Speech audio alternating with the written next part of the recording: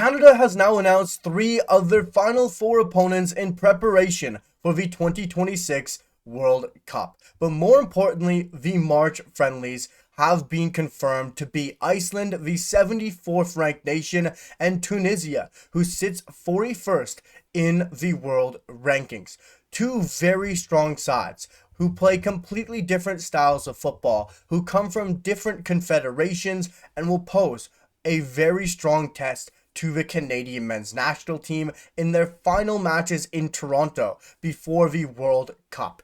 And it is a huge opportunity for Canada in their home stadium, the stadium and the city that will host multiple World Cup games, the stadium that is truly Canada's home base, to leave a mark, to prove a point against nations that are strong sides, but not top dogs, to go out there and have a very strong performance, to show that they can adapt to different confederations within just a short turn of a few days, as these games will be played on March 28th and March 31st. It is a very short turnaround for the Canadian men's national team, and it's something that is going to be getting used to for the 2026 World Cup, with short turnarounds, being ready for quick matches, and being ready to play different styles of opponents and adapt very quickly in just a few different days.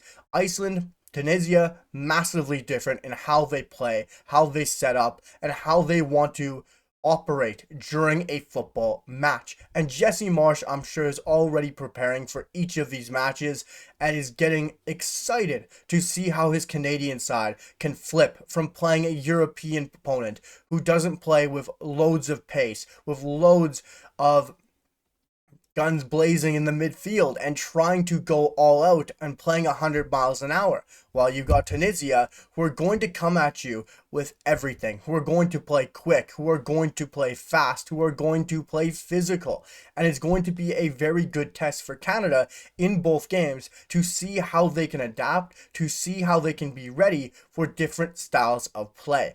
And these are very good nations, like I have said, but there's a major factor here, and that is Canada Soccer for some time has talked about getting a big dog, has talked about getting a World Cup favorite, one of the top 10 nations, to come to Canada in preparations for the World Cup to take on the Canadian men's national team in preparation for the World Cup.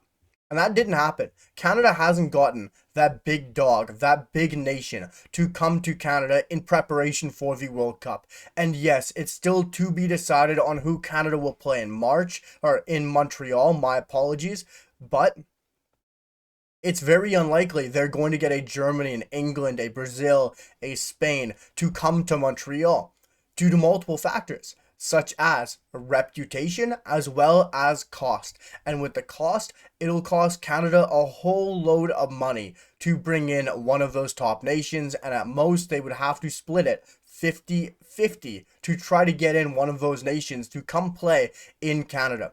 Because Canada doesn't have that reputation, that attractiveness to come play the Canadian men's national team in preparation for a World Cup. That's not something a Spain, a Germany, a Belgium, a France is really looking for. That's not what they're wanting to play against. Canada doesn't have that attractiveness to play them in preparation for a World Cup right now. And Canada also doesn't have the money to go out and chuck it towards one of those big nations to bring them in. So as disappointing as it is that Canada hasn't landed one of those big dogs, one of those big fish before the World Cup, you can understand the factors that Kevin Blue has had to deal with in wanting to bring one of them in.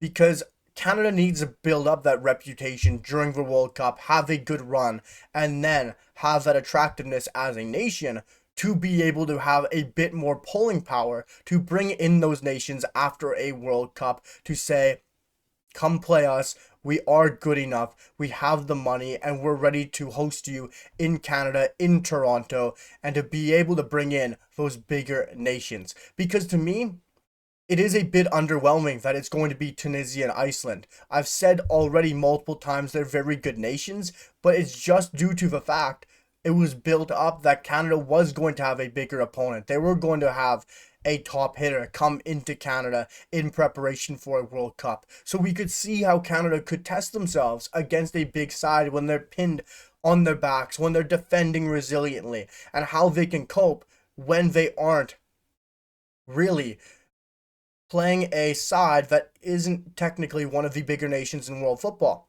They haven't had that opposition. They haven't had that opportunity. And it would have been very exciting to see how they can do against one of those big dogs, especially when they might be playing in Italy. And yes, Italy isn't one of those biggest sides in world football right now, but they have that reputation. So it would have been huge to see how Canada can deal with a big nation with a lot of reputation coming in to play Canada. But we have to understand the factors, and it's already been reported from Matthew Shinetti that Canada and Kevin Blue were going from top to bottom on the list to try to get the best opponents available who could cost effectively come to Canada and want to play in Canada. I still think they've done that.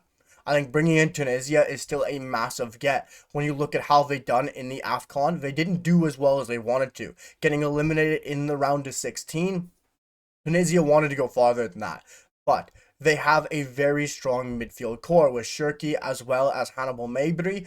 They got a midfield that can control a game, that can dictate the play, that can also play that typical CAF style of football, very quick, very fast, and very physical, which is something Canada got used to playing against Cote d'Ivoire in the Canadian Shield. They didn't adapt to it. They weren't ready for it, and they got a bit overwhelmed by it. And if Canada can come back, play Tunisia, have a strong performance, go out and win the match, it would be, for lack of a better word, a good revenge match against a CAF opponent, and something they really need, confidence-wise, I think, going into the World Cup. Yes, Canada isn't playing a CAF side in their group, but you might get them further into the knockouts. And if you're ready for them, if you know how to play against that type of opponent, it's huge. Because playing against a CAF opponent is unlike anything else. It's not like playing an Iceland in a Euro match. It's not like playing a CONMEBOL opponent. It's completely different, which is why playing different confederations, playing different opponents is massive when preparing for a World Cup. Because yes, everyone plays football, everyone sets up in a similar way, but it's how different confederations play their football and different styles of play in a major way, which is the joy of international football, which is how different nations, different continents set up differently. And CAF are very unique with how they play football. And I think the challenge against Tunisia will be very fun to watch. They're no pushover by any means. Near is Iceland. They're sides who play in a 4-3-3. They play with a strong midfield group. Like I said, with Tunisia, they got Hannibal Mabry and Shirky. While you look at Iceland, they got Gudmundsson as well as Haraldsson. And that is a strong attacking-minded midfield from Iceland as well. And both those midfield groups will pose major tests for Canada, which is very exciting because like we've said with Canada, can we play a two-man midfield and be able to take on a stronger nation, to take on a midfield that is playing a three-man midfield and is willing to attack Canada? And Canada did prove it to some sense against Ecuador, against Venezuela, against Colombia. But it's can you do it against other confederations you haven't played more often, such as UEFA, such as CAF. And it will be a huge test for Canada to see how they can line up against Tunisia and Iceland and prove themselves in the final games in Toronto before the 2026 World Cup. As Canada's already confirmed now, Uzbekistan in Edmonton and Iceland and Tunisia in Toronto. Let me know your thoughts down below because I truly believe it's a bit underwhelming of two friendlies to play in Toronto as the send-off from one of the World Cup nations as well as Canada's home stadium. But there's still very good opponents and a quality side that Canada will be playing. Let me know your thoughts down below in the comments. Are you underwhelmed? Are you excited by the opposition? I'd love to hear what you have to say down below in the comments. Make sure to smash that like button, hit that sub button, guys, because your support has been absolutely incredible. And let's continue to try to move to 1,000 subscribers. But I'll see you guys for the next one. Peace.